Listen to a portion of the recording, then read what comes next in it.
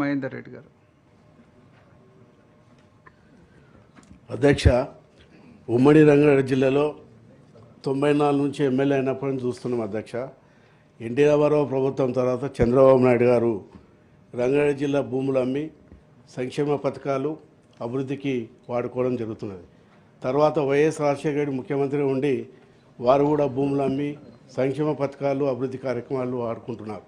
దాని తర్వాత కేసీఆర్ గారు అమ్మినారు. మళ్ళీ ఈ ప్రభుత్వంలో కూడా మొన్న కూడా ఎకరకు 150 కోట్లు వచ్చే విధంగా కూడా అమ్ముకోవడం కూడా జరుగుతుంది. కాబట్టి మరి నేను కూడా 4 సార్లు ఎమ్మెల్యేగా, 2 సార్లు ఎమ్మెల్సీగా, 2 సార్లు మంత్రి ఉన్నందుకు రంగారెడ్డి జిల్లా ప్రజలందరూ కూడా మరి ప్రతి నెలకు 2 నెలలకు వచ్చి ఈ రంగారెడ్డి జిల్లా భూములు అమ్ముతున్నారు, మీరు ఏం చేస్తున్నారని చెప్పి అడిగితే మాకు దగ్గర సమాధానం లేదు అధ్యక్ష.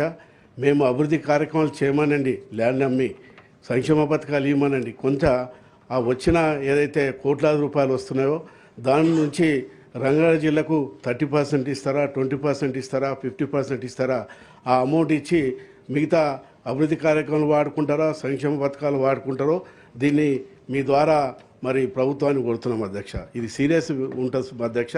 రేపు ఉద్యమం రానికి కూడా ఆస్కారం ఉంది అధ్యక్ష. Honourable minister